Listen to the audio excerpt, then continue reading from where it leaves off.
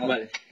Bueno, pues como os estaba comentando, en otras tertulias sí que hace falta que forcemos más el debate y que quizá busquemos ideas controvertidas. En este texto, ¿no? Este texto es controvertido desde la primera línea hasta la última. O sea, a ver, a mí me ha gustado mucho este panfleto. Es lo que es un libro de filosofía, pero al mismo tiempo es un panfleto, porque es un libro que va enfocado a la acción práctica. O sea, es un libro que no entra dentro... Sí, exacto. Bueno, los apéndices, lo siento chicos, os quiero mucho, pero pasa. De haber fotitos de... Bueno, sí, se venía por encima la foto de los conejitos con los ojos machacados y tal. Es que me guío precisamente por la primera nota que tomé, que es que precisamente él dice, y es lo que me parece muy meritorio en este libro, que es que no pretende tirar de sentimentalismo, no pretende tirar de entraña y tirar de emocionalidad, sino que es un libro de filosofía puro y duro, presenta argumentos, tiene sus problemas, evidentemente, hay muchos argumentos que hacen muchas aguas, para mí hay muchas peticiones de principio, muchas, bueno, ya lo iremos viendo. La cuestión es... de entrada, este libro se publica en el 75. Tenemos una actualización del 90 y poco, pero del 90 y poco a esta parte, en los últimos 30 años ha habido muchos avances en cuestión de legislación sobre el tema de derechos de los animales. En eso Ruth probablemente sí que pueda decirnos un par de cosas, porque a veces sí que...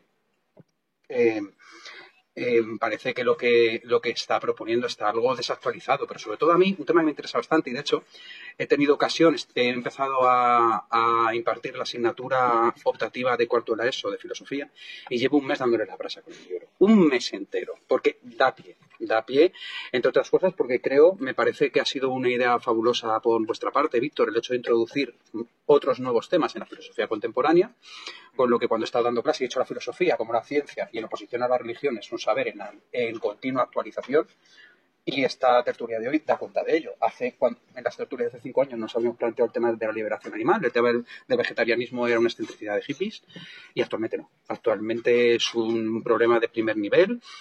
Y lo que sí que me enseña este libro es que es un problema que merece la pena ser tratado, como muy bien dice este libro, dado que los animales no pueden planteárselo, nosotros sí podemos, dado que sí que somos seres racionales, se supone, excepto algunos discapacitados psíquicos, ancianos senil y esas cosas que hemos ido leyendo, exacto.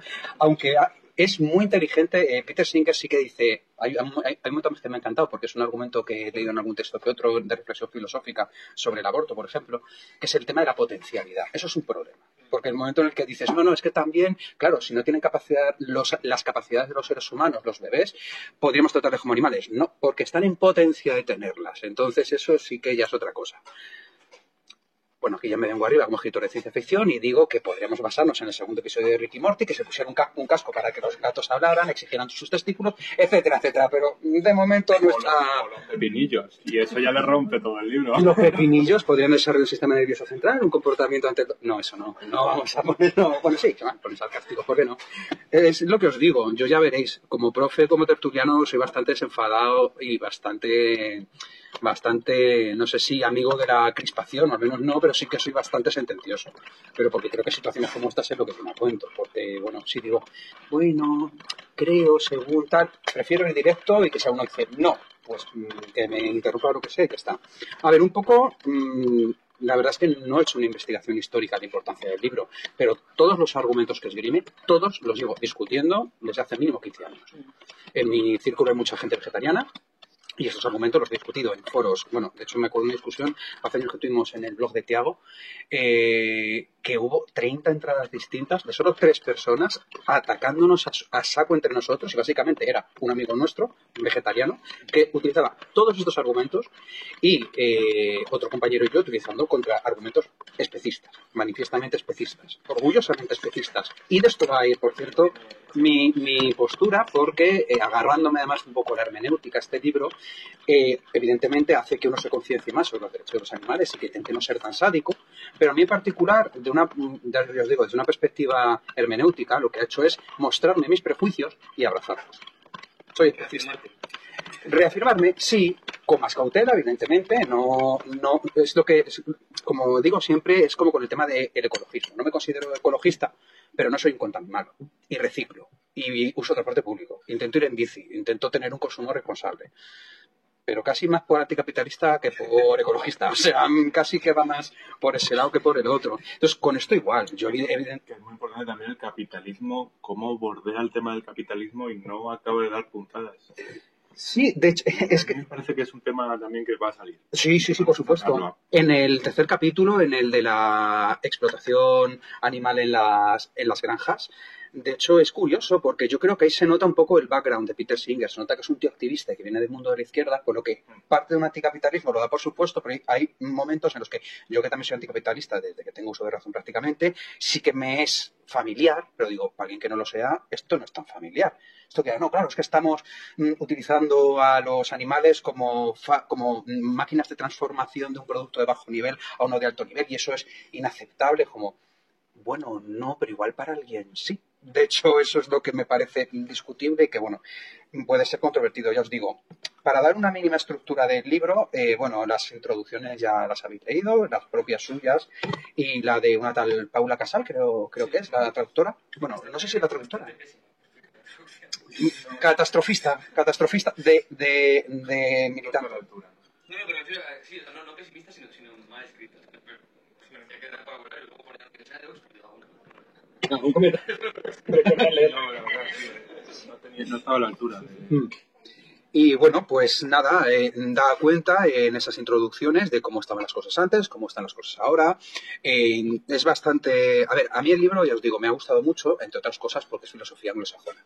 Y yo adoro la filosofía anglosajona, porque la claridad me encanta. O sea, el espíritu wittgensteiniano de quitémonos conceptos oscuros y vayamos a lo concreto es algo que quizá por mi formación de científico social aprecio muchísimo, pero es que, ya os digo, de hecho el otro día estuve con otro profe de filosofía y estuvimos hablando media hora escasa de cosas que no tenían que ver con la filosofía y cuando nos pedimos era, joder, ¿cómo se nota que eres fan de anglosajón? Digo, sí.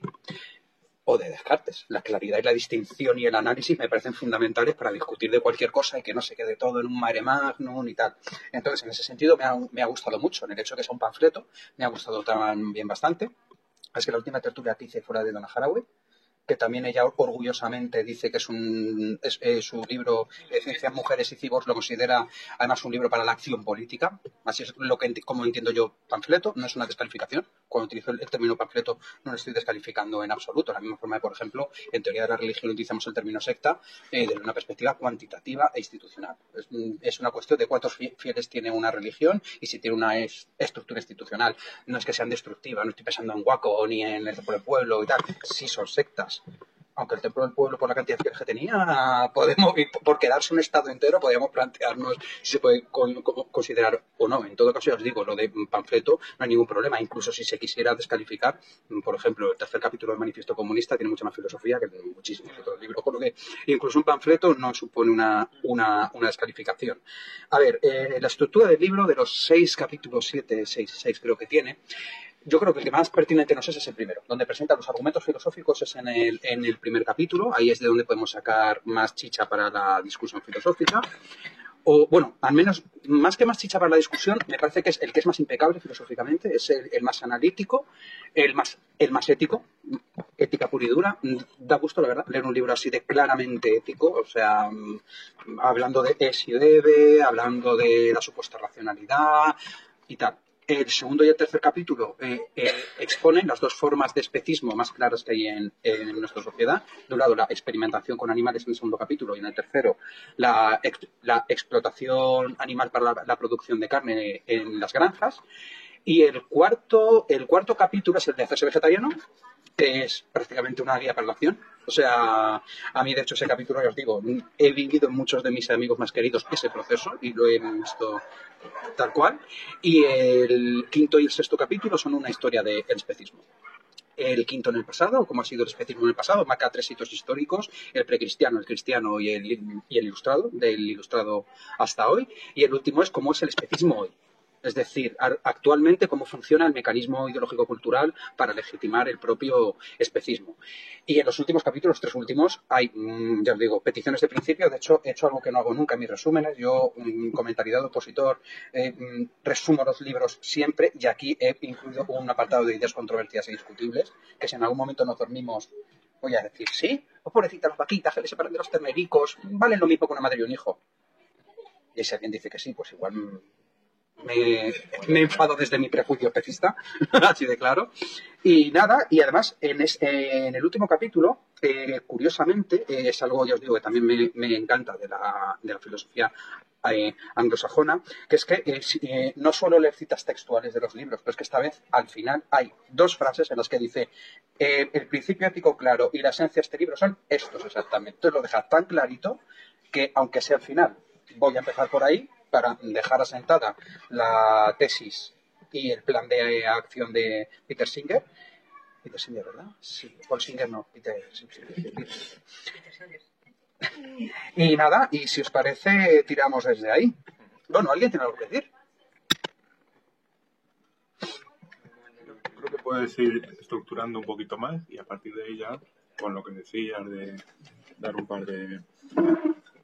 va a salir una especie como de citas que tiene él que son... Sí, el resumen, tema, ¿no? la hipótesis básica. Ya, Pues sí, yo creo que a partir de ahí podemos ir dando. Pues, sí, ya os digo, lo relaciono mucho.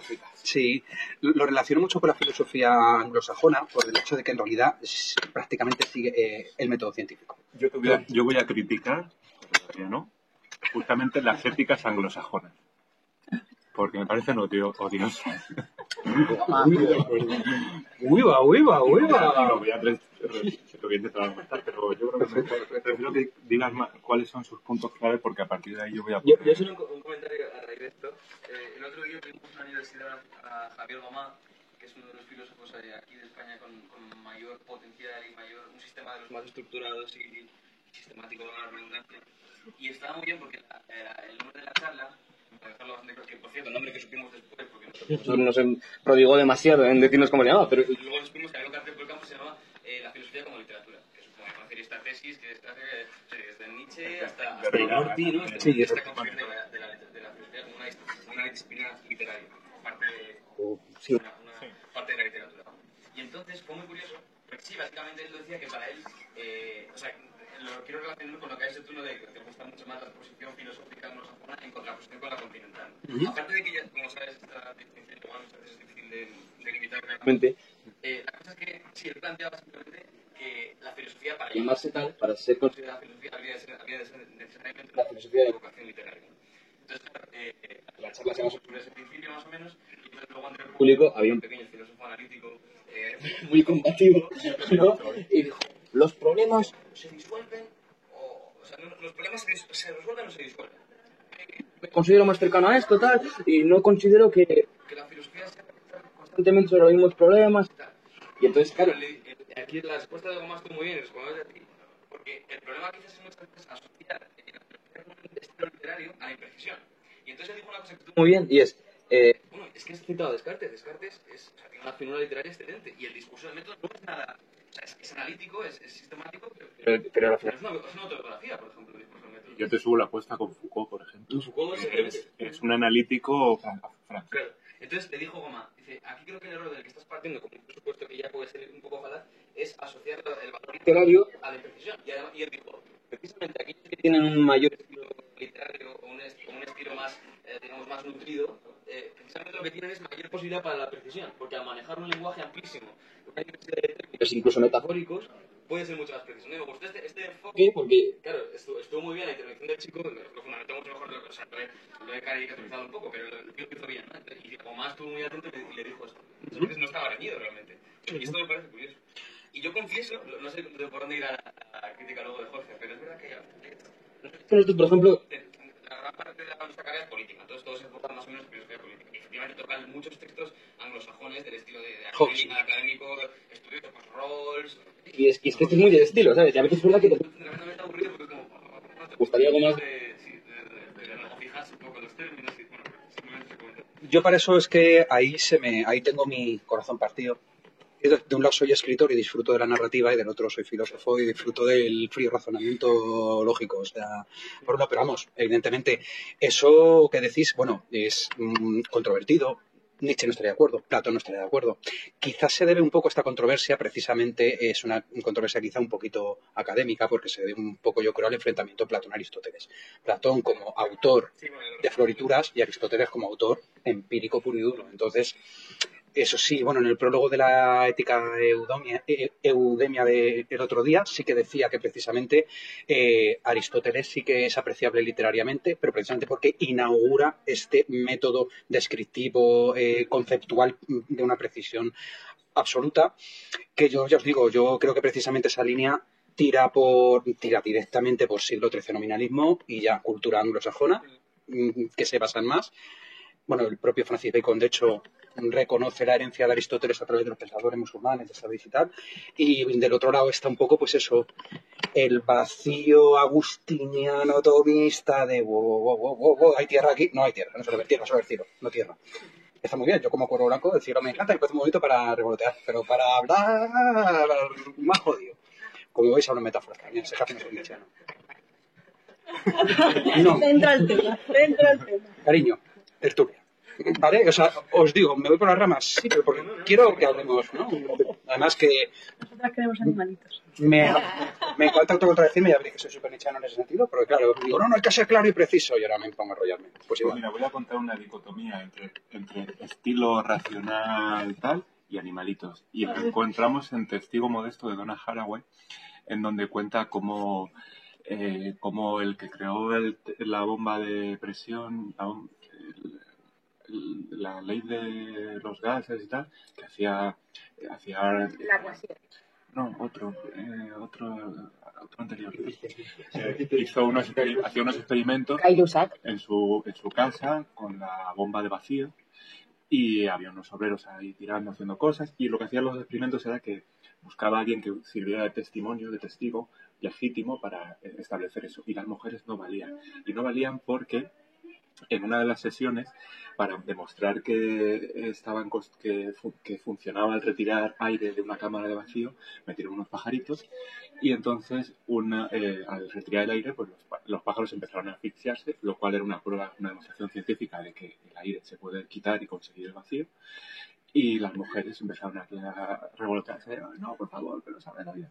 Y tuvieron que cambiar todas las jornadas para hacerlas por la noche, para que no vinieran las mujeres y poder testimoniarlas desde la objetividad aséptica de los hombres. Y al mismo tiempo que se crea un dispositivo sobre el lenguaje aséptico, testimonial, estándar, que prácticamente coincide con la prosa inglesa y con cierta prosa quizá un poco masculinizada, se está creando otro dispositivo, esto es de Haraway, ¿vale? Está creando un dispositivo de exclusión en donde el testimonio, el testigo, la capacidad de testificar la verdad se le quita a las mujeres y se queda a los hombres. Es un articulito, Testigo Modesto, y en enero sacaré la traducción. En enero. Qué curioso. Qué curioso, porque claro, todo el mundo conoce ese mecanismo en la fisiología femenina de que por la noche se duermen y no pueden vivir. Sarcasmo, YouTube, sarcasmo. O sea, alucinante. No, vamos, es que es una gilipollada. Bueno, no es una gilipollada patriarcal, que se va a hacer. Bien, bueno, pues sí, animalitos. Si queréis, venga, animalitos. Bien, desde el principio, este libro es una denuncia del especismo al que equipara con el sexismo y con el racismo. Tal cual, ¿vale? Así de claro. ¿Por qué? Porque dice que el especismo fundamentalmente es la explotación del ser humano al resto de animales no racionales, irracionales o no humanos, basado única y exclusivamente en el prejuicio de que se pertenece a la misma especie. Bien. Yo añado una cosa, que él no dice bien en la definición y qué es lo que hace conflictivo este término y que lo invalida. Y es que no es explotación de una especie sobre otra, es explotación, es hacer daño, es hacer sufrir. Porque tú explotas unos árboles, un pastizal, tú explotas un medio ambiente, pero cruza el concepto de especie, que no define bien, con el concepto de sentimentalidad o sufrimiento. Y ahí es donde yo creo que se hace la pinza y siempre está pasando de puntillas a la hora de definir el especismo, que lo define en algún momento. Pero todas sus críticas sobre la capacidad sobre el especismo, que para mí es un especista, y ahora ya diré por qué, este tipo es un especista, claro. Todas sus concepciones sobre el especismo no se basan en definir la especie por una serie de características autónomas, genéticas, biológicas, etcétera, sino que eso lo cruza con el sufrimiento. Y no hay ninguna razón para justificar ese entrecruzamiento que para él sirve para llamar, tildar con la etiqueta de especista a la gente, que me parece solamente un acierto panfletario, en plan, bueno, pues si tengo a la gente llamándola especista, ya podemos utilizar eso como herramienta, como arma, como un significante hegemonizado dentro del campo político. No sé si luego iba a repetir exactamente en este primer capítulo, por eso no quiero fundamentar, pero o sea, puedes entender el efecto que igual hay un salto demasiado arriesgado, ¿no? Pero tal y como lo entiendo en el primer capítulo, cuando hace la fundamentación sobre la capacidad de sentir placer o dolor, lo hace porque su fundamentación de la igualdad de todas las especies se hace sobre la base de los intereses igualmente importantes. Y él dice, la sensibilidad... Claro, aquí sí que hay un problema entre simplemente la sensibilidad y la sensibilidad. Yo creo que no tienen sensibilidad. Sí, claro, o sea, una percepción simplemente física de una sensación o los afectos, etc. Eso es verdad que no está bien definido. Pero en cualquier caso, yo creo que la fundamentación, otra cosa es que podamos hablar de mejor o peor esa, ¿no? Pero sí que dice, vale, el principio sobre el que sostengo que todos los animales son iguales es porque todos los intereses están al mismo nivel, ¿no? No hay nada que nos diga que nuestros intereses son más importantes que los animales. Y dice, ¿cuál es la condición necesaria para que haya intereses que los animales puedan sentir? O sea, esta es como la fundamentación. Ahí viene, por supuesto, su recurso a Bentham y al utilitarismo, ¿no? Pero yo creo que es más o menos sobre esta base, ¿no? O sea, ¿cómo fundamentar la posición de intereses sobre la sensibilidad? A ver, según el orden de su exposición, yo pues, no quería empezar por ahí para no ser tan crítico de entrada. O sea, me refiero, yo creo que ahí tiene el salto, ahí tiene sus peticiones de principio. Que en tanto que dice que no tenemos derecho a tratar cruelmente a los animales porque tienen la capacidad para sentir dolor, es completamente legítimo. De ahí, y especifica más, eso sí que me ha gustado mucho y en eso también le veo un toque anglosajón muy atractivo. Y además sabe torear muy bien, hay que decirlo. Sí, porque de hecho él constantemente lo que está haciendo es presentar los argumentos antianimalistas y proespecistas para rebatirlos. Entonces, es muy inteligente a la hora de plantear una cosa, que no vamos a pedir ni el derecho a voto de un perro, como no pediríamos el derecho a parir el derecho a abortar de un hombre, que es absurdo. Hay que pedir de los seres vivos en función de sus capacidades. Y como los animales tienen la capacidad de sufrir, hay que exigir que no se les trate con dolor. Hasta ahí implacable. De hecho, hasta ahí, Ruth y yo, que tenemos una vida en pareja. No, tenemos una vida en pareja e intentamos comprar huevos camperos siempre que podemos, intentar invertir un poquito más de nuestro dinero e intentar evitar el sufrimiento.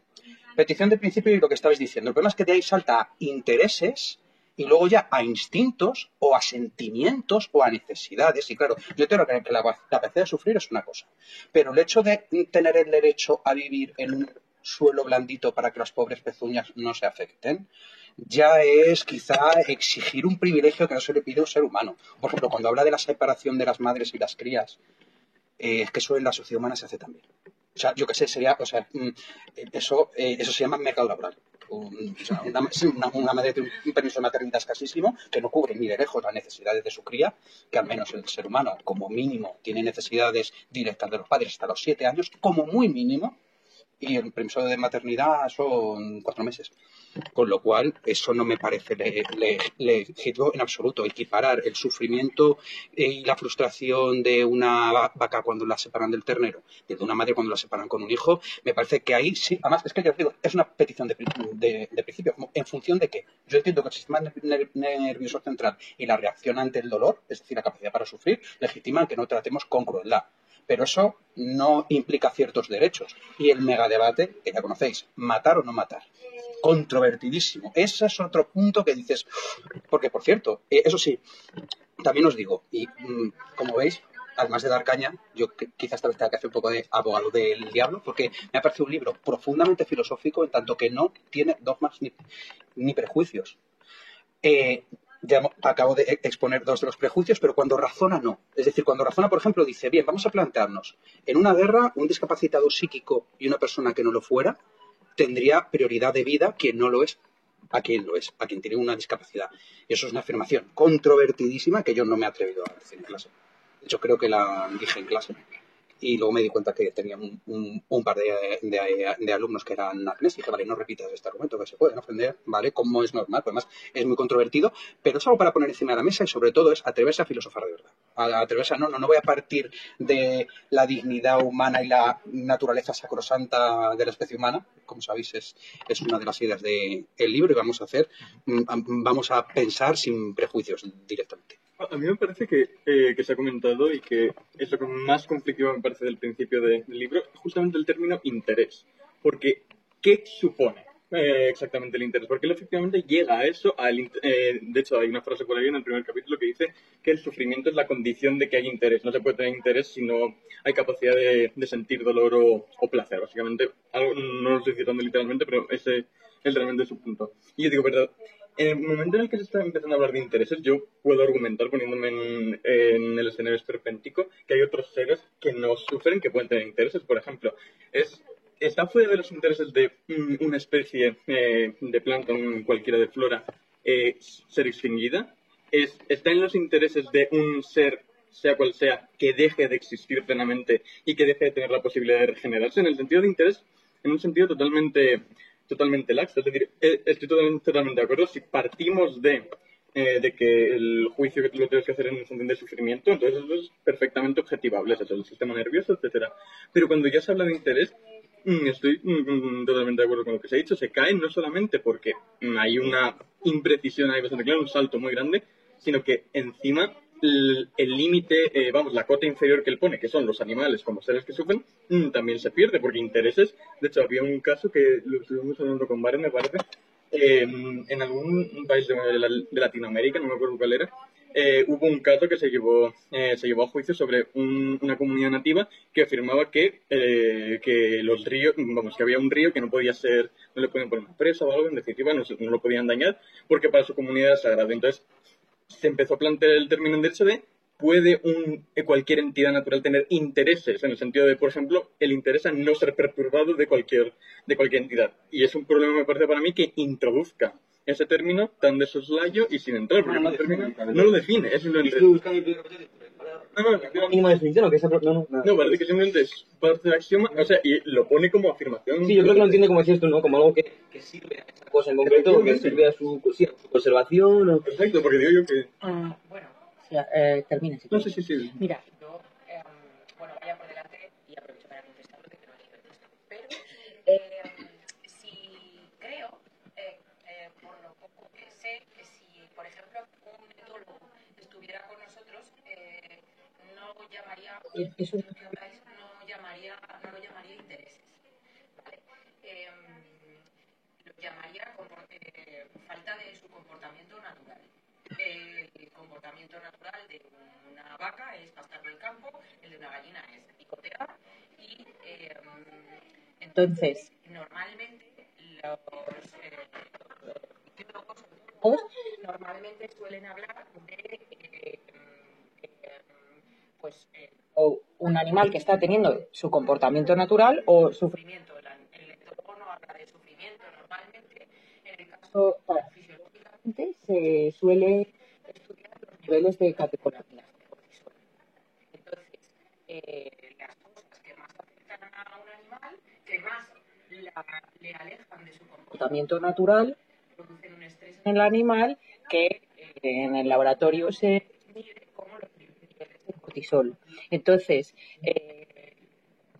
yo creo que en realidad aquí todos estos problemas es que no existe un límite del cual exista lo aceptado por nosotros y por los animalistas o por los animalistas y lo no aceptado, porque en un extremo está el comportamiento completamente 100% natural y en otro el comportamiento completamente alienado para ellos. Entonces, no hay un límite en ningún sitio, no lo hay.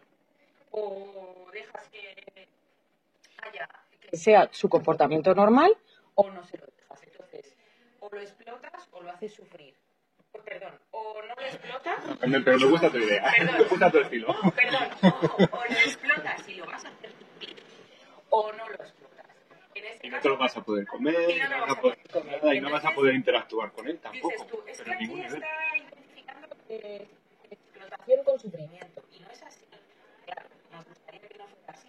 Pero en realidad, siempre que se explota un animal, un mínimo de sufrimiento le vas a provocar. Y de ahí, luego ya, si quieres pelearnos por... También no, pues no produciría sufrimiento. Sí, de vez en cuando, siempre esto también entre muchos los canales que tampoco comen miel. Siempre te explica el típico vídeo que aparece por Facebook, ¿no? Abejas aplastadas, cientos de miles de abejas. O sea, que parece que eso también... Que echar humo se las asusta. Claro, podemos pelear por normativas en materia de bienestar animal, pero un pequeño sufrimiento siempre se le va a causar. Y de ahí, pues, un máximo, todo lo que quieras.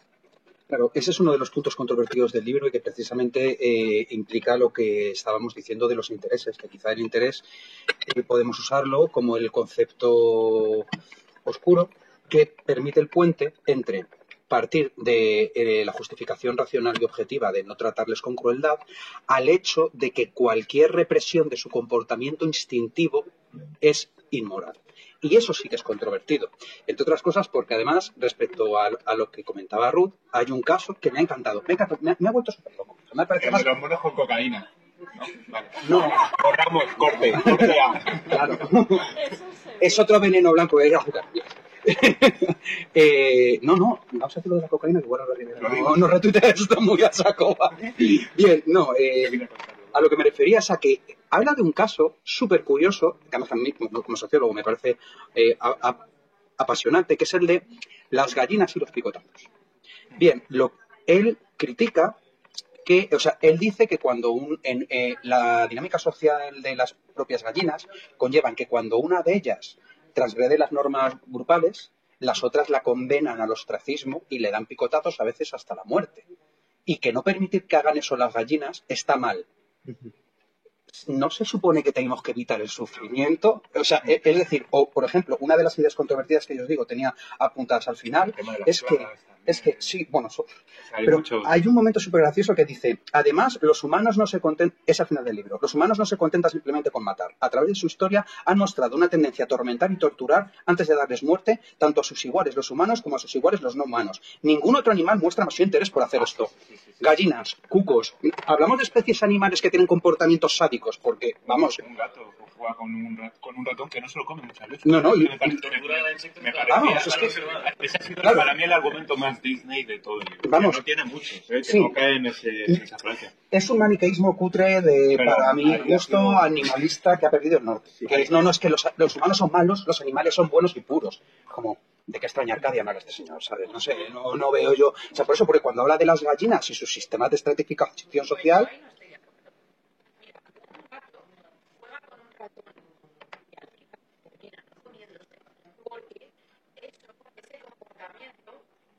Forma parte de su entrenamiento, porque su dieta se basa en comer ratones. Es posible que este en concreto no termine por comérselo, porque a lo mejor no tiene hambre en ese momento, porque a lo mejor es un gato casero que tiene pienso en su casa. Pero ese comportamiento forma parte de su estrategia de saber cazar ratones, que es su sistema de supervivencia.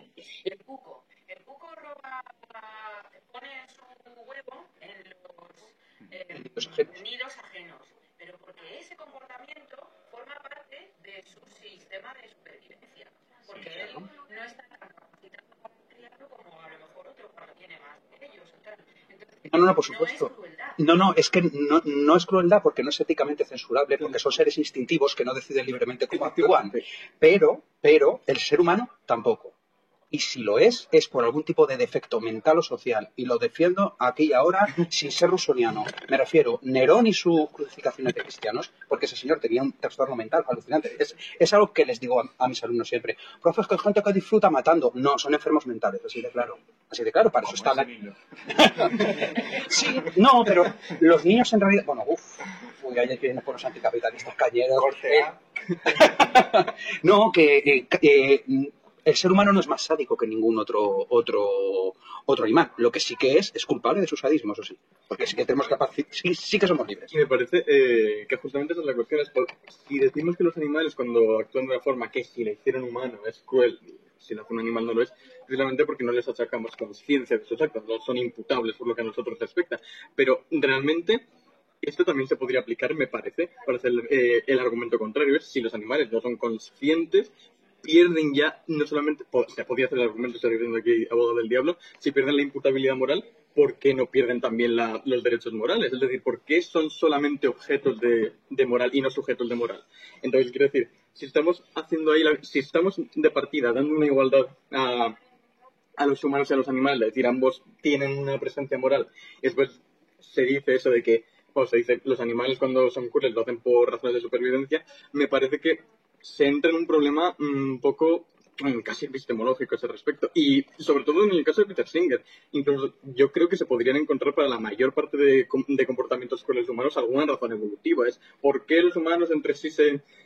Probablemente... Las guerras explicaba este antropólogo. Marvin Harris. Harris explicaba. Efectivamente, o sea, claro, Sí. o sea, el argumento de por qué el hombre es cruel en algún momento, aunque no estoy muy de acuerdo con las explicaciones del comportamiento a nivel evolutivo, me parece que como método científico cojean un poco, pero Sí, bueno, es muy semana.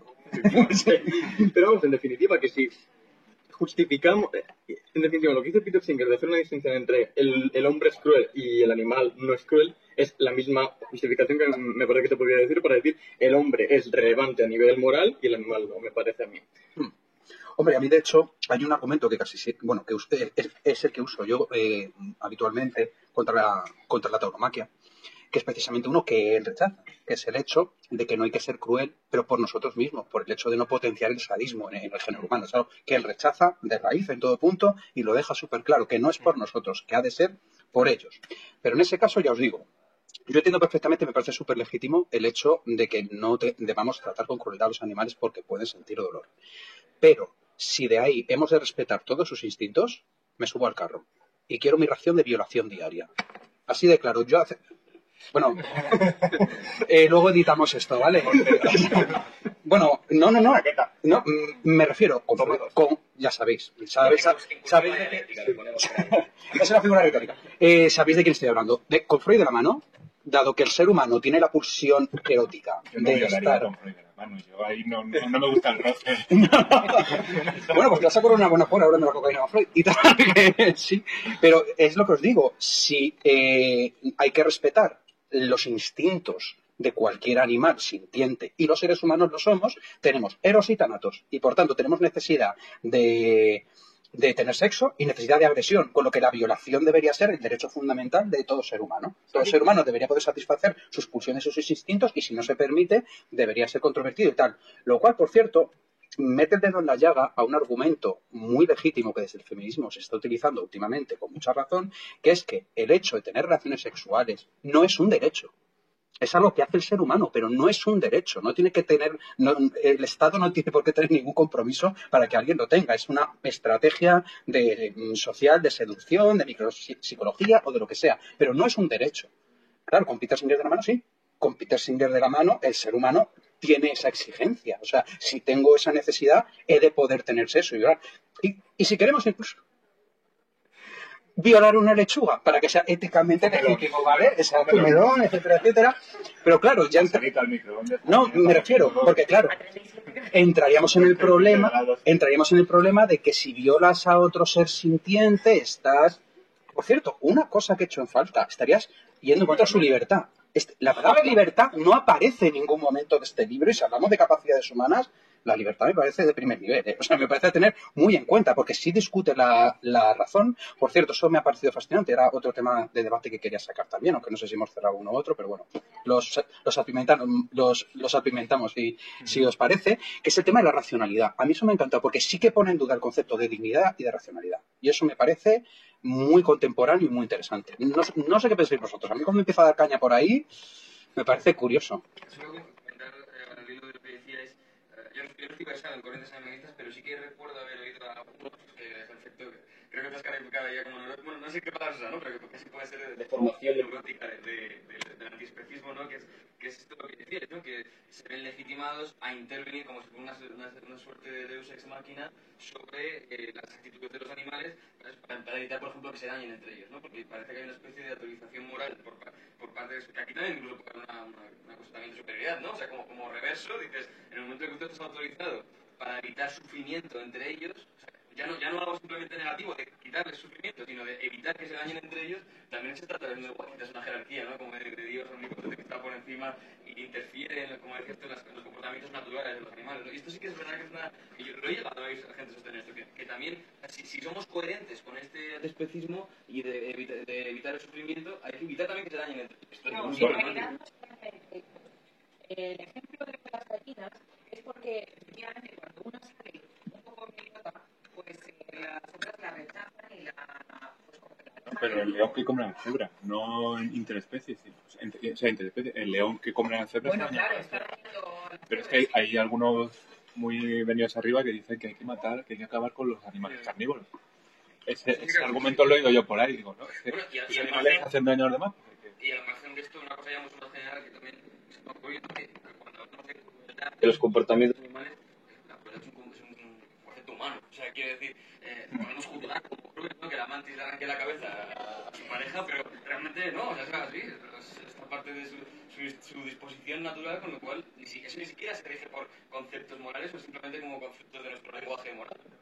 Y todo se ha dicho, interés también es un concepto. Ahí está, Justo esto es lo que decía Ruth antes. La mantis no hace eso por maldad, ni por crueldad, ni por sadismo. Lo hace porque es su configuración instintiva. Las gallinas no echan a la que está un poco Truleta. aparte. Sino que forma parte de una estrategia de grupo que se mantenga sano, por así decirlo. Lo que pasa es que cuando la ha picado, ahí el perjuicio de la es que ese picaje se habla de 1 por 1, donde están 8. Entonces, ese picaje es un 1 y termina explotando. Entonces, claro, ahí hay que hacer algo para que la gallina no, o sea, para evitar la tonalidad entre ellos. Igual que la foto esta de la selva que la ponen, que no se puede dar ni la vuelta ni para adelante ni para atrás. Porque si no, el problema es para que no aplaste a los lechones. Claro, pero el problema es porque tenemos una explotación con 500 cerdas. Si tuviéramos una cerda en un ambiente un poco más natural, no tendríamos ese problema. Entonces, ese argumento tampoco sirve mucho. Sí, no, yo solo quería problematizar el hecho de que una de las críticas principales que hace Singer es que básicamente quién es el ser humano para meter en una caja de metal a un chimpancé y apartarle su cría. Bien, o sea, ¿no? ¿Quién es para él actuar como una criatura superior solo por el prejuicio de que pertenecen a especies distintas y que partimos de que la nuestra es mejor? Pero me parece que si el argumento es que efectivamente lo lleva hasta un extremo, el antiespecista se está de nuevo justificando como contrapartida también una intervención externa del ser humano para evitar que se dañen entre ellos, ¿no? Con lo cual sigue siendo igualmente ridículo, porque sí, efectivamente esa niña puede sufrir un prejuicio, pero también es que entra dentro si quieres, hasta dentro de los intereses de los animales, ¿no? Puramente utilitaristas, si olvidamos si olvidamos el concepto de interés que él pone, si decimos simplemente lo moralmente condenable es el sufrimiento de cualquier animal, entonces efectivamente somos totalmente en el derecho de intervenir en cualquier daño que se haga. Aunque luego hay ya con disquisiciones de, hombre, realmente para la comunidad de gallinas, la utilidad total de que picoteen a una es menor que si tú matas a una gallina, no sé. Ese es el gran problema que tengo del utilitarismo. Su utilidad total, economista en la mesa, economista en la mesa. Y luego, a raíz de, ya volvemos a lo que decías tú, pero a raíz de este tema de la crueldad que me ha ocurrido, también me parece muy interesante cuando, en el segundo capítulo, cuando glosa por extenso una gran cantidad de experimentos bastante macabros, ¿no? Sí. Él lo que dice es, claro, realmente, aquí, o sea, esto me parece muy sugerente, ¿no? Que es, todos estos informes son abiertos, o sea, no hay ningún secretismo aquí de cómo lo están. O sea, en cierto modo sí, creo que hay mucha gente que no sabe lo que... Yo creo que igual el ciudadano de a pie no sabe, o por lo general no es consciente de hasta qué punto hay sufrimiento detrás del pollo que se compra en el Mercadona, ¿no? Pero lo cierto es que es esto, ¿no? Que dice, claro, todos estos informes, todos estos experimentos están publicados en abierto y se asume como algo normal, ¿no? Entonces dice, realmente tenemos que considerar que los científicos, igual algunos sí, algunos neuróticos hay, ¿no? Pero tenemos que considerar que los científicos son gente cruel, sin escrúpulos, que gozan de la violencia arbitraria y del sufrimiento gratuito. No, o sea, simplemente parte de ese prejuicio. Y esto sí que es relevante, ¿no? De considerar ya de entrada el animal como concepto. Entonces, a partir de ahí, yo quería relacionarlo con algo que también, como has dicho tú, como relaciona siempre con la dimensión humana de los problemas, ¿no? Es exactamente la estrategia para que se ha realizado siempre para ejercer violencia sistemática contra la población humana, ¿no? El deshumanizarlos por completo y el despersonalizarlos y considerarlos como un objeto, ¿no? Claro. Entonces, esta es la idea, ¿no? O sea, y lo dice más o menos claramente. Lo único que nos permite que eso, echarle detergente a un conejo en el ojo y que no nos parezca algo aberrante es porque consideramos de entrada que ese conejo simplemente es un instrumento de investigación, es una herramienta, y esto es interesante porque es la única condición. Aquí no se puede decir deshumanizar, porque ya no es un humano, ¿no? Pero sí despersonalizar, objetualizar absolutamente al ser para poder ejercer todo tipo de De hecho, a mí creo que el libro me merece la pena solo por lo de los monos y la cocaína, porque es que dice, vale, hacíamos ejercicios, hacíamos experimentos que no tenían ningún interés, que a lo mejor estaban 3 años experimentando con animales haciendo sufrir, del tipo de electrificar el suelo para que el perro salte a otro lado. Y cuando ya salta al otro lado y ya automáticamente ha incorporado ese comportamiento, electrificabas también el otro lado. Y descubrías que al final se quedaba parado porque le habías electrificado todo. Y tú, vaya. Pero es que lo de los monos con cocaína es lo más grande, porque es que le dice, te lo pongo, Alberto. O sea, lo de la cocaína es que es buenísimo. Dice, hay un científico que dijo, después de haberle dado no sé cuánta cocaína a los monos para ver su resultado, su comportamiento, le dijeron, oye, ¿para qué sirve esto? Y yo, bueno, pues no sé. Además, pero para mirarlo, para contrastarlo con experimentos humanos, no.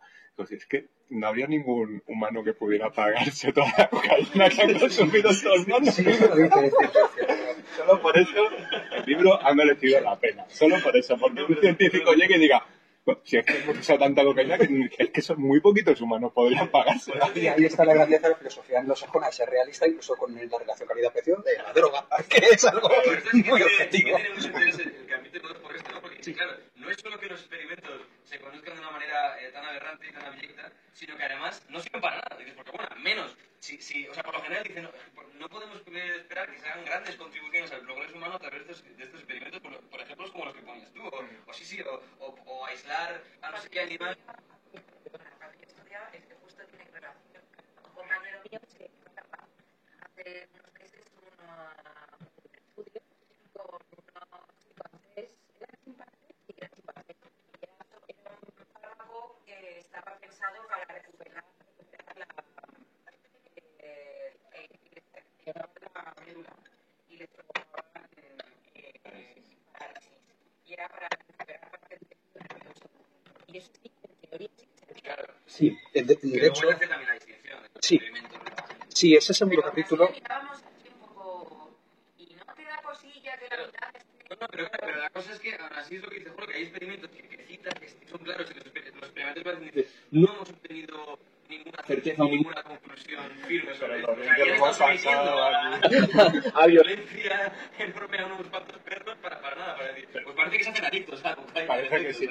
Pero sí es curioso que hay un momento que, como buen pragmático que él dice, vale, está mal experimentar con animales, pero sí que es cierto que todos sabemos que si a experimentar con un ratón nos permitiera dar con la medicina, con la cura para el cáncer, experimentaríamos con ese ratón y mataríamos a ese ratón.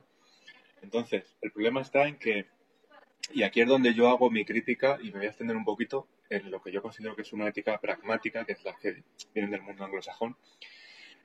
¿Dónde pones el límite? Vale, si con un ratón curas el cáncer, lo matamos, sin problema. ¿Con 10? Vale, sí, no lo matamos por 10. ¿Con 100? ¿Con 1000? O sea, hay un momento en el que todo es una cuestión utilitaria de hasta dónde ponemos el límite.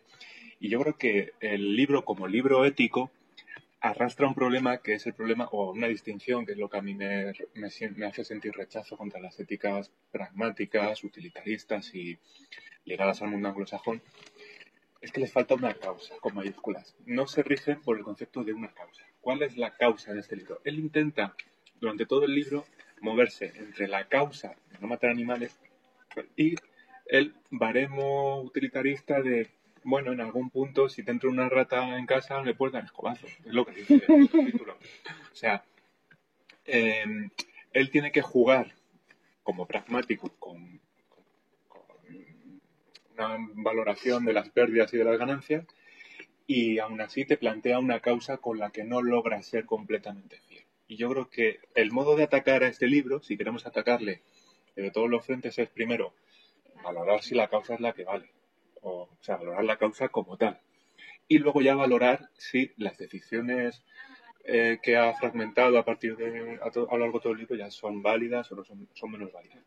Respecto a la causa, pues hay un problema también que a mí me parece bastante curioso. ¿Por qué los animales?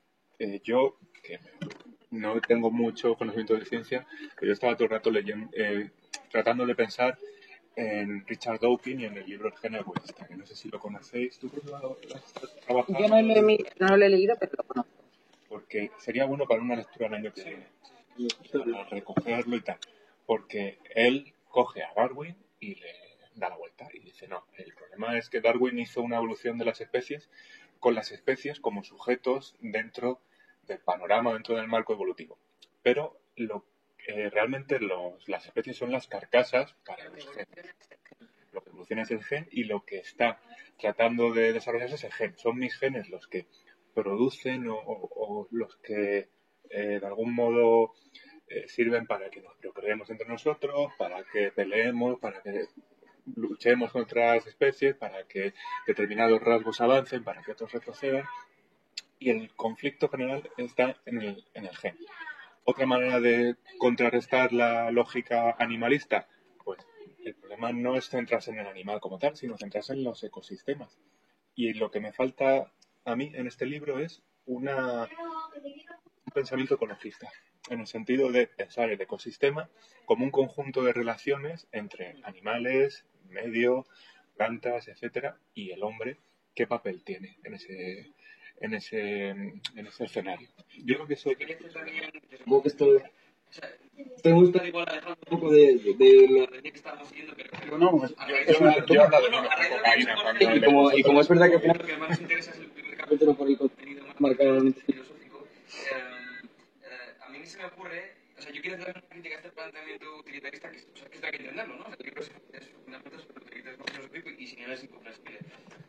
No del todo, igual, aquí esto es una exageración, ¿no? Porque como has dicho tú, se puede partir al principio del sufrimiento y ya está, no haría falta. Pero bueno, en cualquier caso se basa en esto, ¿no? Entonces, yo quiero hacer una crítica no tanto de que le falte un enfoque, que también, un enfoque más solista, sino que me parece que el utilitarismo aquí le juega como un arma de doble filo, en el sentido de que, por un lado, me parece que efectivamente los planteamientos utilitaristas son los que más fácilmente permiten justificar esta expansión del sujeto ético, ¿no? Porque al final es eso, te basas en el principio de sufrir placer o dolor, con lo cual ahí pues es que anulas muy fácilmente las categorías instintivas de la física, etcétera, ¿no? O sea, me parece que es... O sea, quiero decir, por un lado me parece que como para fundamentar esta consideración ética de los animales, el utilitarismo me parece la corriente que más fácilmente plantea esto, ¿no? Pero claro, al mismo tiempo, y aquí es lo que digo por el tema de doble filo, me parece que también le juega malas pasadas, y aquí es por lo que, recordando lo que dices tú, cuando, por ejemplo, tiene que acabar en disquisiciones puramente cuantitativas o hipotéticas, ¿no? Que son las dos estrategias que usa todo el rato. Es que acaba con argumentos morales con soluciones económicas. Sí. Es que hace eso. Dice, bueno, esto es moral. No, pero piensa que sería moral si le pasara esto, Claro, al final, bueno, es que es más barato. Es que voy, Es más barato. Ahí por eso me parece la limitación del alcance utilitarista,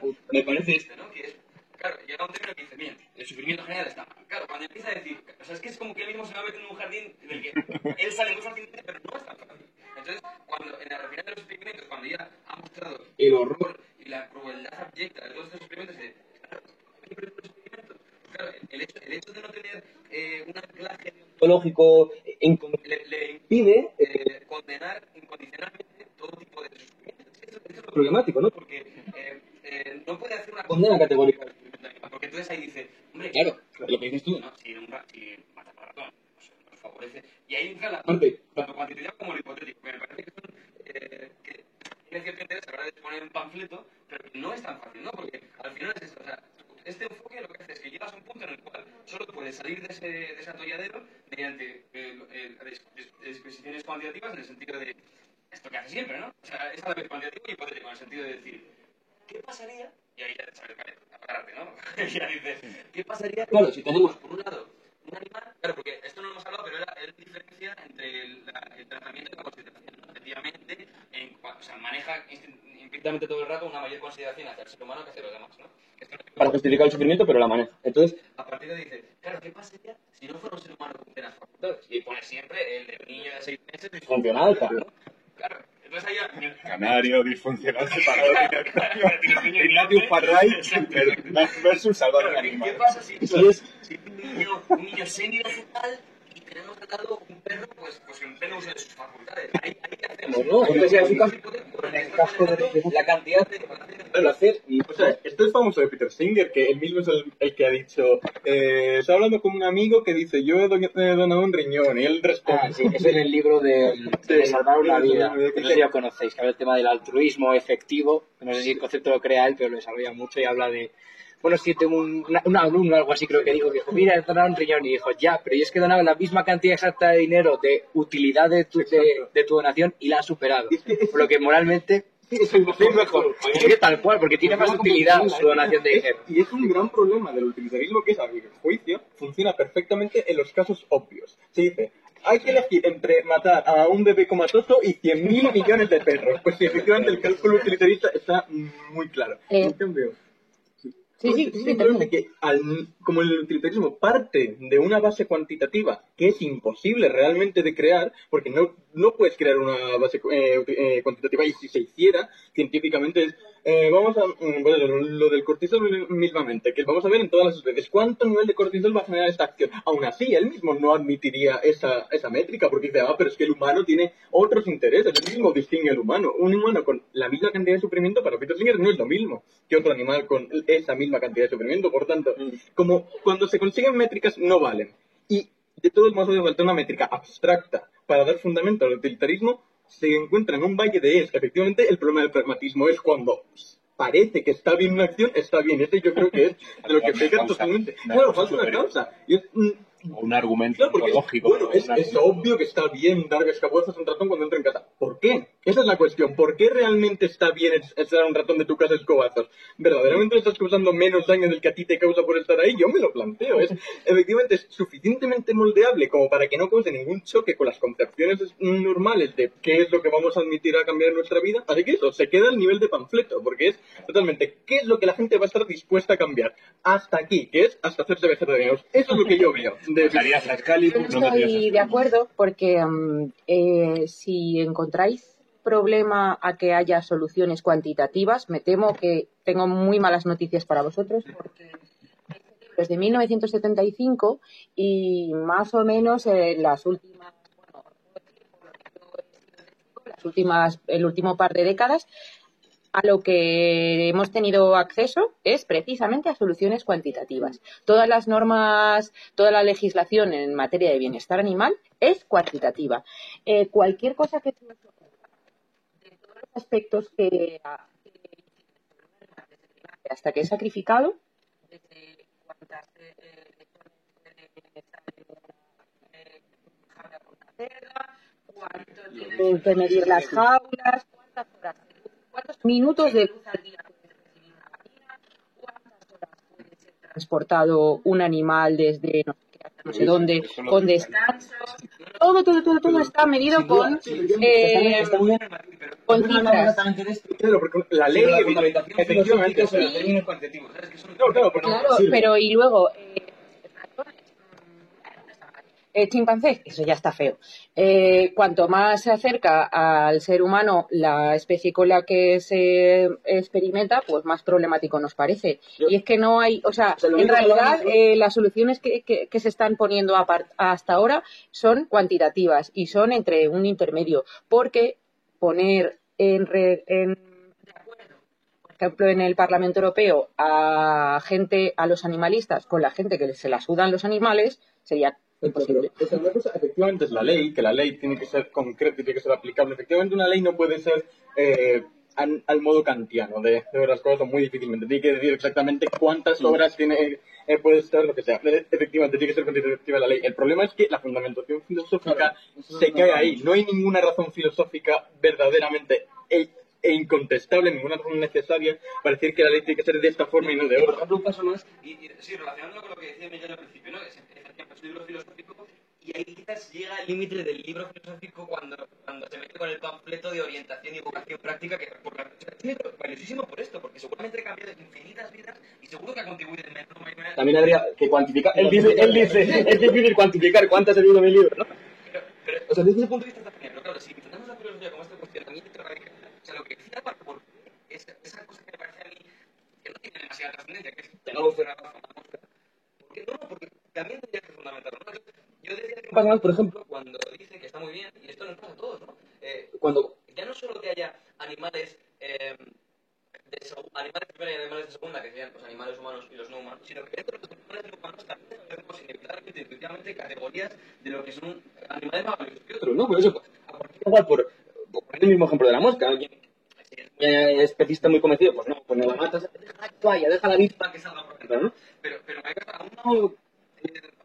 a alguien de a pie, dar acabar una mosca, resulta, por ejemplo, mucho menos grotesco que analizar a un gato, ¿no?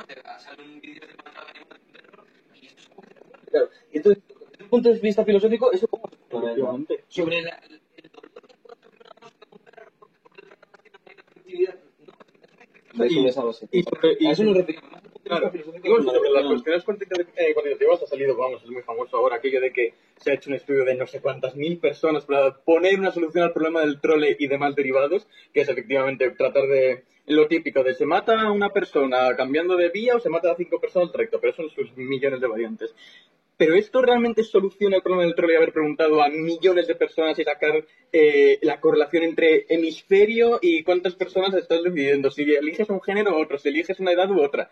No, esto es efectivamente un consenso que es, dejamos a un lado realmente la fundamentación porque hace falta legislar algo concreto. En este caso, ¿el qué? Los coches autónomos, que tienen que tener una solución concreta. Esto se va al terreno efectivamente de lo legal, pero esa es la tensión que es necesaria de la legalidad y que es parte de la ética, pero nunca le da solución. Yo, haciendo un tema sobre esto, ya te digo,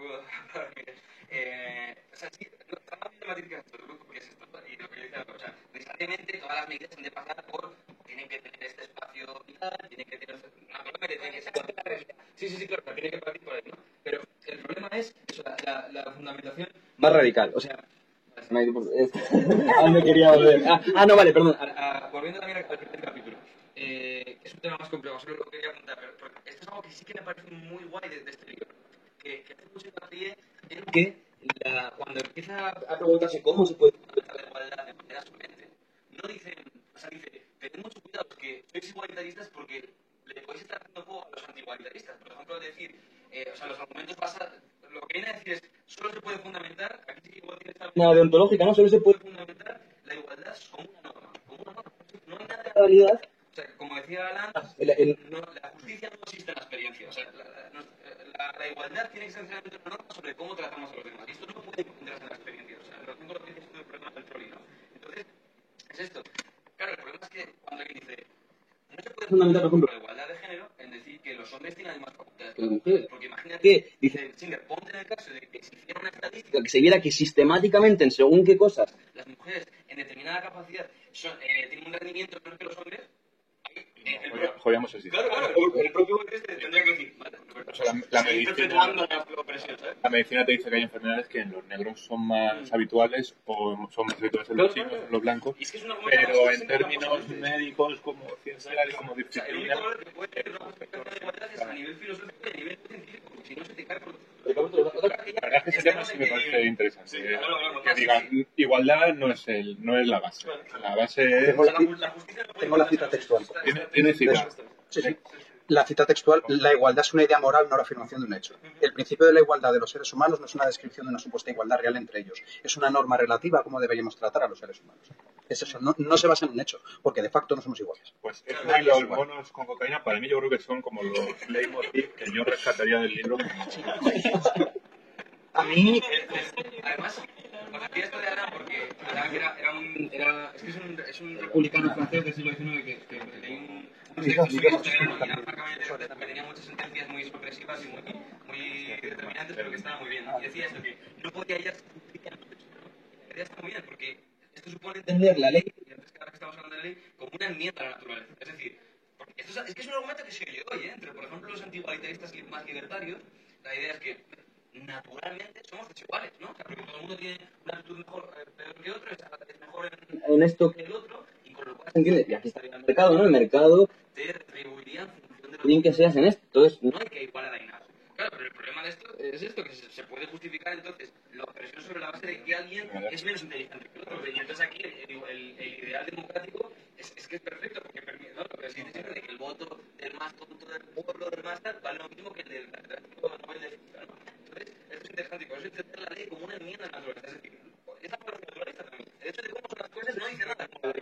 Y solo se puede abordar esto desde el punto de vista moral. Pues sí, de hecho, esto es muy aristotélico, aquello de el que por naturaleza es mandado, el que tiene que ser mandado es el que tiene que ser mandado. Es que es una trampa brutal. Y que a día de hoy yo he oído argumentar a mucha gente aquello de, pero es que los hombres se encuentran en más proporción en el extremo inferior y en el extremo superior de las habilidades, mientras que las mujeres están más en el centro. Es una idea, o sea, que de partida es muy dudoso aquella afirmación, pero incluso en el caso de que fuera cierta, es que es irrelevante para el debate ético. Eso no dice absolutamente nada sobre que tengan que ser iguales o no. Y eso me parece que es de las afirmaciones más salvables del libro de Peter Singer. Me parece que es una forma muy elegante de decirlo y muy cierta. Simplemente. Sí, y darían pie a mucha reflexión. Sí, de Por hecho, muchas vías. a mí la reflexión que se me ocurre enlaza con la idea que vengo defendiendo aquí, que de hecho defiendo desde el principio, que es por lo que me encanta la filosofía anglosajona, que es porque no es muy filosófica. Y me refiero al Tratado sobre el Conocimiento Humano de Hume. O sea, de hecho, ha vuelto a salir con la falacia naturalista. Digo, a ver, yo amo a Hume por encima de todas las cosas, no sé si lo he dicho muchas veces en las tertulias, me fascina Hume. Y precisamente en el Tratado sobre el Conocimiento Humano, Hume, al final, para mí manifiesta lo que es la filosofía anglosajona, que es una medio filosofía, porque es pragmática, utilitaria, científica y hay algo político, y triunfadora al final. Porque los franceses y los alemanes se han tirado siglos discutiendo sobre conceptos y se han comido los cagarros, y los ingleses han dicho, ¿hasta dónde está dispuesta a llegar la gente? Hasta aquí, para adelante. Y ahí están. Entonces, con todo el horror y el cariño que me producen esas cosas, me refiero, cuando Hume en el Tratado del Conocimiento Humano dice, vale, el pirronismo, debemos de ser completamente escépticos respecto al alma humana, al concepto de sustancia y a la causalidad. Al final, no sé si os acordáis, pero en el último capítulo precisamente dice, este escepticismo no lo podemos llevar hasta el final, porque entonces hace que seamos absolutamente escépticos y que neguemos, y vamos, que seamos gorgias puros y duros o escépticos alejandrinos, es decir, no hay verdad. Entonces, lo que tenemos que hacer es quedarnos 2 pasos más para atrás y utilizar esto como una especie de medicamento mental. Peter Singer, o sea, parece que ha vuelto a decir eso de los animales 500 años después. Que es algo que y entiendo que no guste filosóficamente porque no es coherente, porque le falta un argumento coherente, pero que al mismo tiempo para mí, más que decir que no es filosofía, abrazándome precisamente un poquito al tema postmoderno, creo que es otra filosofía. Una filosofía menos conceptual, quizá menos coherente desde una perspectiva socrático-platónica, pero sí es práctica, es decir, sí abraza un concepto tabú y controvertido que cuando lo suelte explotaréis, que es el sentido común. Un concepto despreciadísimo por los filósofos, pero que cuidado porque a fin de cuentas, si no la filosofía, no sé si os acordáis más, no sé si lo dije aquí en estas tertulias o tal, pero el problema está en que si olvidamos el sentido común y con nuestra postura filosófica tendemos a ningunearlo, el sentido común se revela. Y el sentido común dice, perfecto, entonces tu discurso filosófico es el episteme de la élite y te lo pasas por el forro y nos da igual. Entonces, por eso amo la filosofía. Bueno, no, joder. Por eso aprecio la filosofía anglosajona, porque para tiempo. Yo no obstante te diría, o sea, eso me parece, estoy muy de acuerdo con la opinión general de lo que has dicho, porque además yo también me reconozco muchas veces deudor de algunos planteamientos pragmatistas, ¿no? Y efectivamente es una estos filósofos escoceses o ingleses, ¿no? Que inauguran este enfoque pragmático que luego sigue con sí, bueno, es que la filosofía anglosajona, pero en cierto modo quizás y por un lado aprecio mucho este espíritu también del diseño de los estudiantes como el chico este, ¿no? Y como no hay problemas que simplemente abandonamos y ya está, no pasa nada. Y efectivamente quizás o sea, me parece que igual la filosofía, si quiere continental, por decirlo así, necesita siempre de un filósofo analítico por detrás que esté como mencionando, oye, te estás columpiando, ¿no? Para que al menos tenga en cuenta siempre que no estás hablando de entelequías que no sabe muy bien, ¿no? Y en cualquier caso, sí que pienso que la filosofía en un sentido más plural no es tal y como yo la pienso. O sea, quiero decir, me parece que tiene mucho valor lo que dices tú, que inaugura Hume, pero más para la vida práctica. Es decir, me parece que la filosofía sigue teniendo que ser un cuestionamiento radical de incluso los conceptos que las ciencias, por supuesto, manejan, porque son operativos, es que si no, tienen que ser operativos necesariamente. Entonces, las ciencias, por supuesto, manejan conceptos que ya se toman como dados, que también son sujetos a revisión, me refiero, pero que no se plantean radicalmente. Y en cambio, la filosofía, aunque solo sea por divertimento, pero tiene que estar constantemente dando esos conceptos. Por mucho que, y aquí es donde yo me alejo de la filosofía ética, simplemente abandonémoslo. No, o sea, por un lado, me reconozco muy cercano a la idea de, por supuesto, hay una gran, o sea, el grueso de los elementos que están presentes en la vida social humana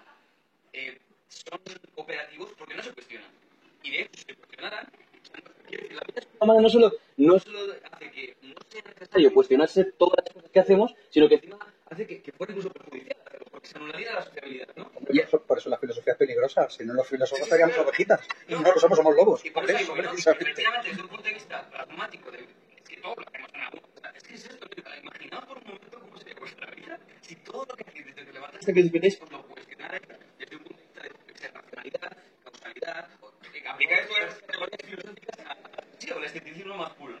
Entonces, claro, por supuesto que la vida social necesita de dar por sentado un montón de cosas, pero me parece que la filosofía no debería hacerlo. Sí, aceptar que hay problemas que es absurdo seguir sobre ellos porque no te llevan a ningún lado, pero no, yo no estaría tan de acuerdo en que la filosofía necesariamente haya de ser, o sea, sí, ser conscientes de sus limitaciones, por supuesto, y de hasta dónde podemos conocer, pero con estas reservas. Y aquí ya lo llevo a un campo que no tiene exactamente que ver con esto, ¿no? Pero yo a veces lo pienso, por ejemplo, me parece muy, quiero decir, por ejemplo, estudios de género, ¿no? Efectivamente, son fundamentales también lo que decías tú en la filosófica de problematizar cosas que se dan por sentadas, porque quizás podría ser de otra manera y podría ser de otra manera mejor. O sea, esto es fundamental, claramente. Ahora bien, me parece que puede llevarse a algunos extremos en los cuales esta ideología de género, o sea, no quiero llamarlo así porque parece que ya va con connotaciones peyorativas y yo no creo que la tenga, ¿eh? Me parece que es absolutamente necesario. Ahora bien, me parece que hay determinados puntos sobre los que se hace mucho hincapié a determinadas conductas, por ejemplo, que hay que eliminar, o comentarios, o formas de decir las cosas, que puede llegar un momento en el que anulen también la sociabilidad, porque son cosas que, si te estás cuestionando hasta qué punto este origen patriarcal, o ello puede derivarse opresión o ofensa, hay cosas que es que directamente no podemos hablar, porque todos manejamos algún topicazo, alguna idea que tiene anclaje en elementos, por supuesto, pero es que eliminar todo eso me parece, sí, igual es el ideal feminista, ¿no? Pero me parece que es le das alas al enemigo, al hecho de hilar tan fino. Yo hay mucho problema. Entonces estoy mucho problema, pero bueno. Respecto a la filosofía, no, claro, es que creo que respecto a la filosofía anglosajona y analítica, yo, como en otras ondas cosas, me pondría en el lado de Kant, en el sentido de verlas como un paso necesario fuera del dogmatismo, pero no como el paso final. Me parece que hace falta un Hume para, efectivamente, limpiar la filosofía, y vamos, esa última frase de la investigación sobre del entendimiento humano, de cuántos libros quemaríamos si nos pusiéramos a analizar según cuáles están hablando realmente de conceptos vacíos. Pero no me parece que se tenga que quedar. Cogía la mierda dentro. No, pero vamos, me parece que es un paso necesario eso de limpieza de conceptos que efectivamente pueden estar basados en la nada, pero que precisamente tiene que servir de limpieza para construir más y para hacer un nuevo reconocimiento. Porque al final la filosofía analítica es la filosofía como una mera epistemología, una especie de muletilla a las ciencias para clarificar conceptos. Pues es que queda desposeída de toda lo que yo pienso que su función esencial. Este planteamiento radical de todo. Volviendo al libro y cogiendo esas ideas, creo que el problema del libro es que sería incapaz de soportar su propio éxito. Porque si llegara a tener todo el éxito que se propone, o sea, Marx propuso un sistema que si hubiera tenido éxito bien, hubiera dado un cambio y hubiera sido relativamente bueno, si hubiera sido acorde con sus propuestas. Los neoliberales también, si todo hubiera funcionado tal y como propuso Nozick, que lo tratamos hace 2 años, pues a lo mejor hubiera sido la hostia. Pero yo creo que él es incapaz de convencerse a sí mismo de que todo su modelo sería triunfal. No es un modelo triunfalista que no es aplicable hasta el final. ¿Un argumento que os haya planteado hacer A mí no. Bueno, curiosamente los argumentos éticos me separaban aún más del libro porque creo que no estaban bien fundamentados, pero los argumentos un poco más pragmáticos, utilitaristas, en plan, oye, mira, que a lo mejor si dedicamos menos espacio si comemos menos carne, hay más espacio para sembrar nutrientes y se gasta menos agua y menos tal para el alimento de los animales y podemos crear soja o lo que sea, o coliflor o lo que sea que den más aportes de lo que nos está dando estos animales. Creo que en ese punto me parecía por lo menos interesante. El problema es que hay un entrecruzamiento entre argumentos morales y económicos o pragmáticos, utilitaristas, que muchas veces deslegitiman la dimensión moral de su argumento por una argumentación pragmática utilitarista y al revés. O sea, que creo que al mezclar esas dos líneas no desdibuja un poco la idea. Podía haber hecho algo que hubiera estado bien en términos estructurales, y es que hacer un bloque de argumentos morales y un bloque de argumentos pragmáticos. Yo creo que eso hubiera sido, en términos comunicativos y tal, a mí me hubiera parecido que hubiera sido más noble a la hora de enfrentarme yo analizando el libro de manera filosófica. Yo por responder brevemente a la pregunta que plantea Ruth, que me parece que está muy bien ese planteamiento del pedazo. O sea, sí, realmente ha causado el efecto que se entiende que se iba a casar todo. O sea, claro, yo por un lado, quiero decir, aunque no estuviera extremadamente versado en todo lo que es el libro, pues sé lo que hay, ¿no? O sea, todo. Pues de alguna manera. Por lo que es de cualquier vídeo que circula por Facebook o porque hay El colega que te dice, no comas carne, tal, ¿no? Entonces, yo sí que confieso que si me lo planteara radicalmente y lo asumiera, lo coherente efectivamente sería hacer medio vegetariano, incluso vegano, ¿no? Como gente que conozco. Pero aquí entra, entonces no tiene nada filosófica, no simplemente la irracionalidad o la contradicción de la vida. O sea, yo, por ejemplo, confieso y me abro ante vosotros y os digo que vengo de comer callos este mediodía. Los he gozado. Me enfrento ante vosotros impuro, pero he comido callos con mucho deleite y por supuesto estaba con este remordimiento moral de decir, joder, de Peter Singer y del sufrimiento, estaba comiendo estómago, ¿sabes? Entonces es esto. Exacto. Y aquí, efectivamente, aquí simplemente hay un dogmatismo de mira, me gusta la carne. La verdad es que, joder, me da para decirlo porque tenía listo un argumento bomba, pero he soltado tanta borrada que no sé si soltar esta. Pero precisamente yo una de las cosas que he apreciado de este libro es que me ha hecho consciente de mis prejuicios y me abrazo como especista, me acepto como especista. Lo habéis bordeado hace un momento, es algo que además desde la propia estudio cultural, desde una perspectiva sociológica, una cultura es la suma de prejuicios que acepta un grupo humano. Ya está. Entonces sí que desde luego en ese sentido vuelvo a confesarme defensor de la filosofía anglosajona, en el sentido en el que dice la gente va a llegar hasta aquí o no va a llegar hasta aquí. Lo que dice Jorge de todas formas es curioso, porque curioso y fascinante, porque la historia avanza. Este libro triunfa tanto, este libro muere de éxito, como lo que le pasa a Nietzsche, que tiene tanto éxito el cabrón que nos deja la posmodernidad y la jodemos. Y ya como esto hay tantas voluntades de poder, que al final esto se ha vuelto una especie de lucha total en la cual por eso llegamos a un punto de lucha de todos con todos. Y esto es claro, Peter Singer pensaba que no se podía llegar hasta ahí, pero sí que se llega. O sea, sí que a mí me han llegado información de políticos muy reputados de Podemos que se vanaglorian de dejarse 300 euros en los zapatos porque están hechos sin cuero ni maltrato animal.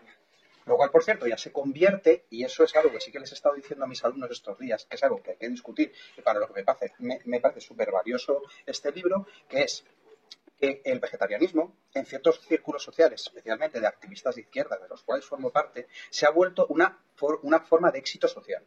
Entonces mucha gente es vegetariana y se hace vegetariana porque piensa que totalmente mercantilización, pero casi te diría, más que mercantilización, es que yo no sé si la sociedad de otra forma, sinceramente, es que esto creo que llevamos haciéndolo desde Mesopotamia, o desde Egipto. Tengo esclavos nubios, trabajan más que otros, no son tan negritos que me encantan. O sea, es una especie de rollo de moda, pero es que la sociedad humana es intrínseca a la moda.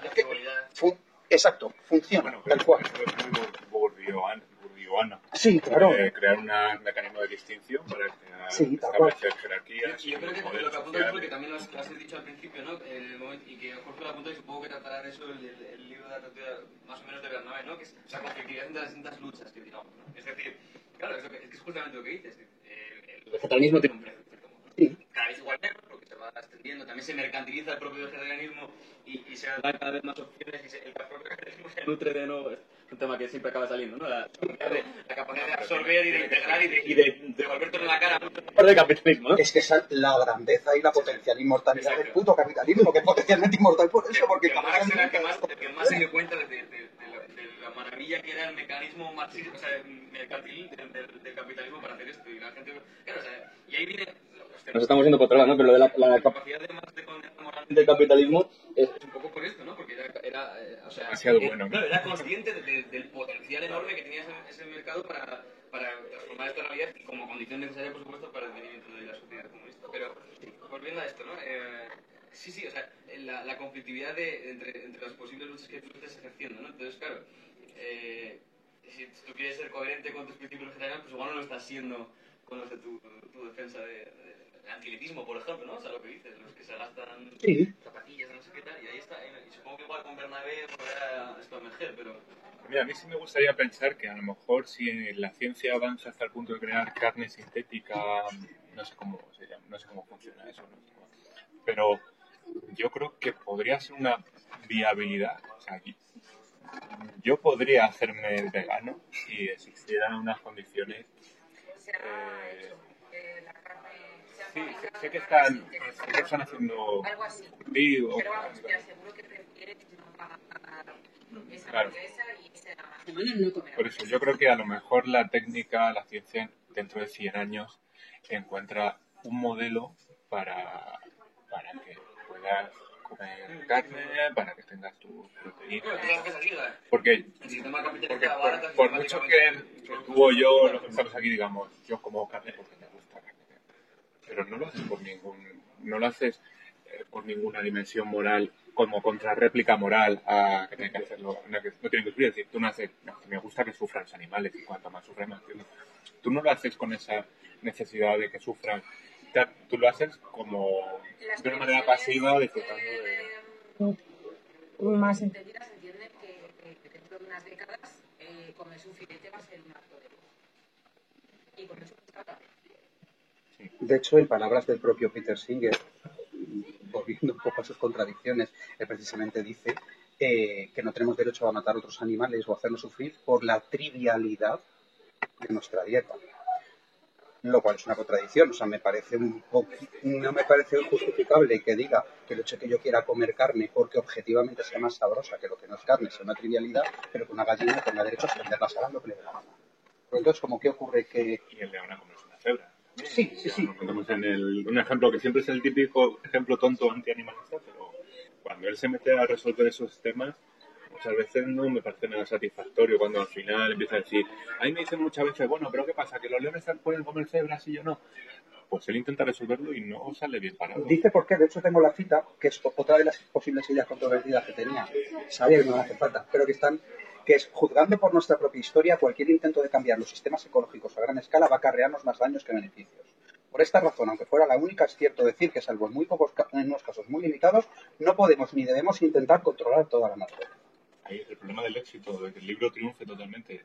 Él sabe que no puede triunfar la liberación animal, más o menos en eso. Claro, que también te digo que los primeros antiesclavistas a lo mejor decían, oye, que hay que intentar reducir menos, no tal, o los primeros feministas y las primeras feministas a lo mejor decían, oye, que por lo menos que puedan votar. A lo mejor no daban un margen muy ancho, pero bueno, o sea...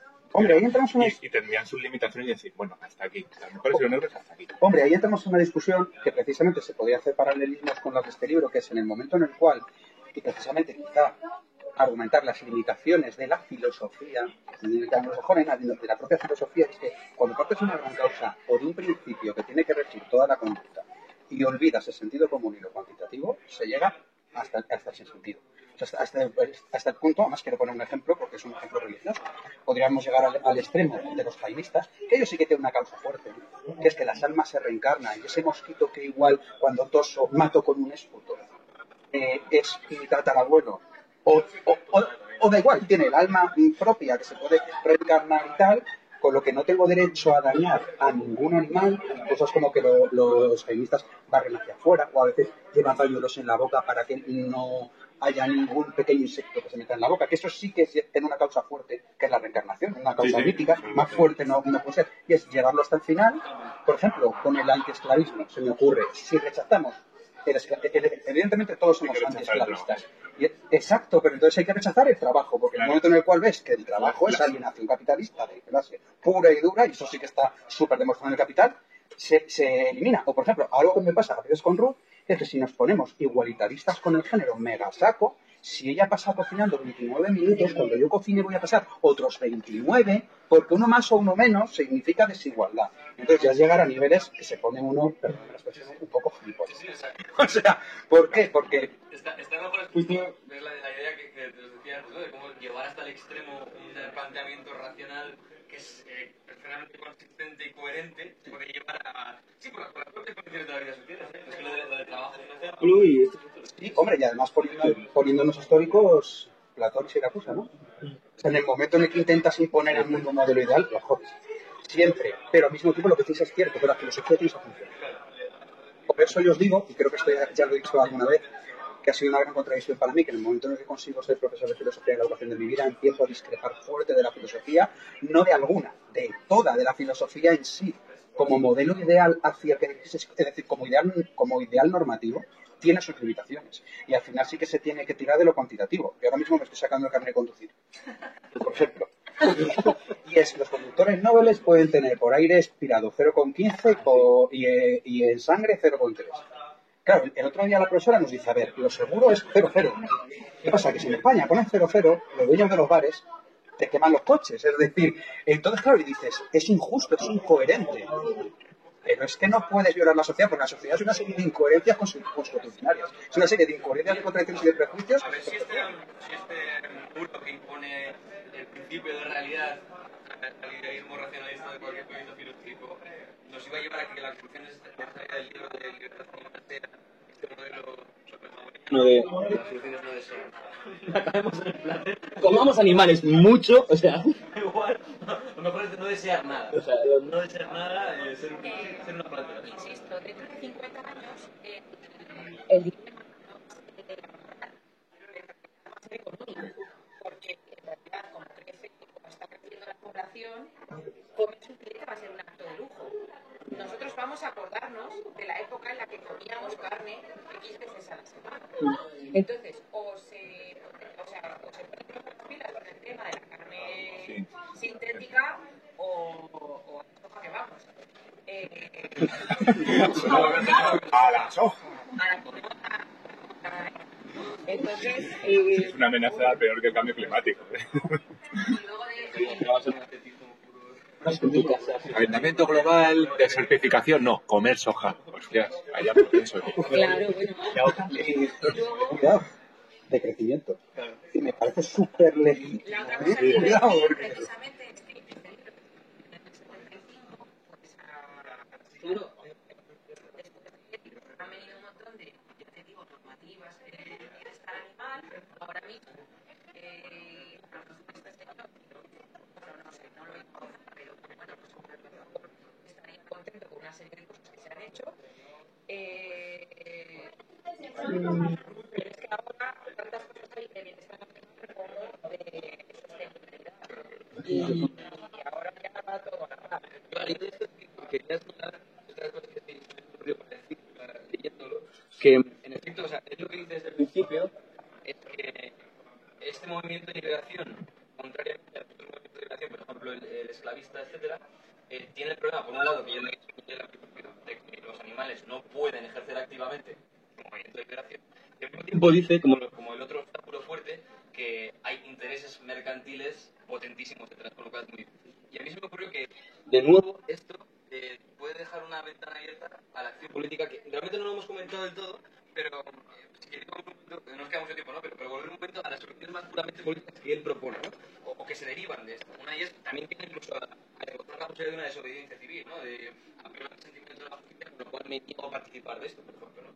Pero precisamente en este modelo mercantil en el cual, por supuesto, hay empresas con fuertes intereses interesadas en que se siga experimentando, por ejemplo, se siga hacinando animales, al mismo tiempo, él lo dice, y en lo que decía Ruth, de cómo se han producido avances en la normativa, una presión lo suficientemente fuerte, un movimiento activo, un activismo verdaderamente relevante y que sea notorio, precisamente porque responde a intereses mercantiles esta explotación, puede ser que precisamente para no perder dinero, estas empresas reformulan. O sea, quiero decir, no hay que pensar que todas estas iniciativas se han introducido por del bondadoso capitalista que no, hay porque hay unas recetas y porque se nos pierden dinero porque hay un boicot fuertísimo. Entonces, esto es lo que precisamente los intereses mercantiles que fundamentan este proceso de explotación a la vez Vamos, de El hecho, anuncio de Nocilla te dice que sí. claro, estas cosas, sí, sí, exacto. y de hecho, detrás del esclavismo había unos cuantos intereses mercantiles también, tanto que se llevó a una guerra civil en Estados Unidos, es decir, y de hecho, hay varias islas del Caribe bajo dominio británico que pierden bastante porción de su riqueza porque Inglaterra prohíbe la esclavitud antes que España y por tanto empieza a ser más rentable comprar azúcar de Cuba que de las islas británicas. Ahí es lo que voy, ¿no? Que efectivamente el capitalismo luego puede incorporar estas demandas, potencializarlas y si quieres, sí, o sea, frivolizarlas o hacerlas carentes de toda sustancia. Ahora bien, sí que hay un pequeño margen ahí, siempre por supuesto intracapitalista y dentro del sistema capitalista, y supongo que es muy difícil ahí.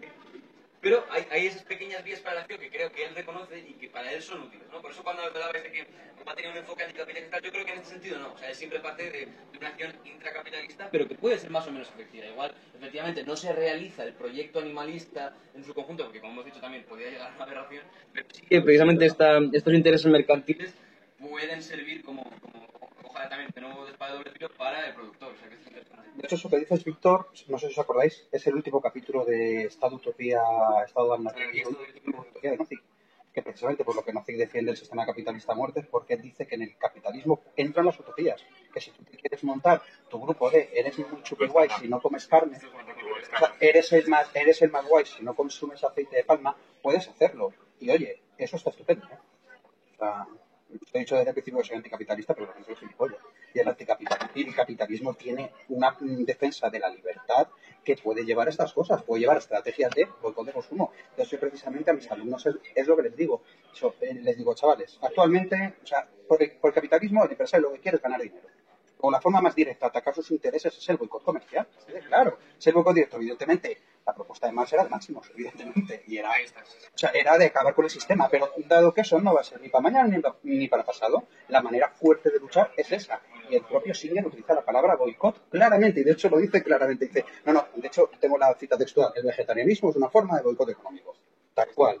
Entonces, en ese sentido, es súper legítimo. De hecho, y aquí perdona que me ponga un poco batallito, bueno, eso es súper poco, porque no es nada, pero precisamente todos estos años que hemos discutido con amigos vegetarianos, siempre hemos hablado de argumentos filosóficos, éticos, etcétera.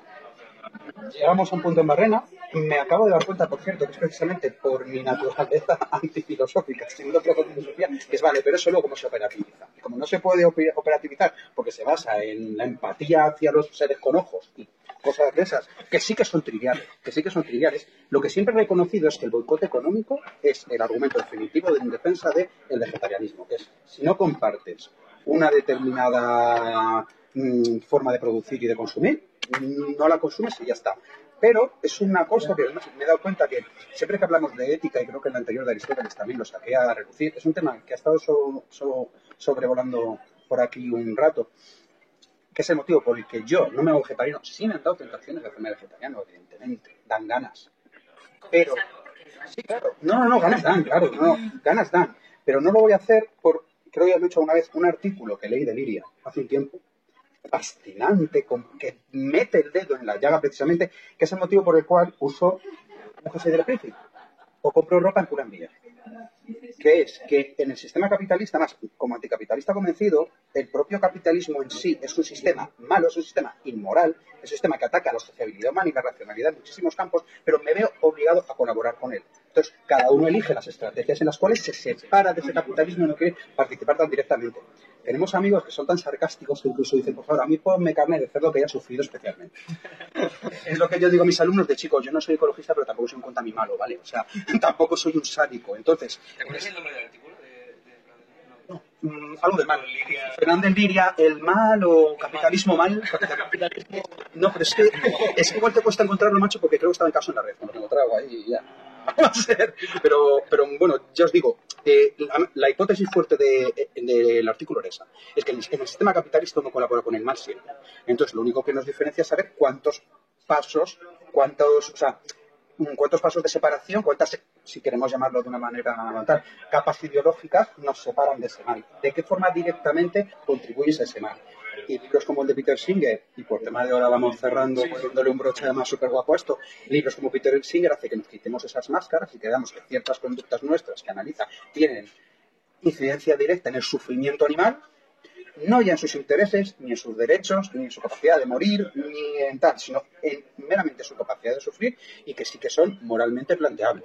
Además, precisamente, es bonito, me parece bello, incluso, el hecho de que señale que los animales no se van a plantear eso porque no pueden, pero que el ser humano debe hacerlo porque tiene la capacidad de hacerlo. Como dado que somos seres racionales y podemos plantearnos eso, es lo que decíamos, el león no se plantea así como la cebra, porque no tiene la concepción de sí mismo, la concepción de que eso esté bien o mal, la capacidad de pensar que la cebra es otro ser que sufre. O sea, básicamente la cebra es un bocata con pata para el león, entonces como me lo como.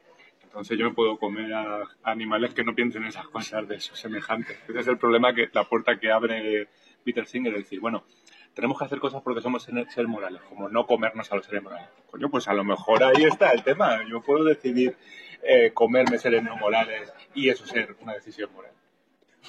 Ostras, buscar esas petas y nos los comemos. No, seres no morales. ¿Un bebé deficiente puede matar animales? Cuidado.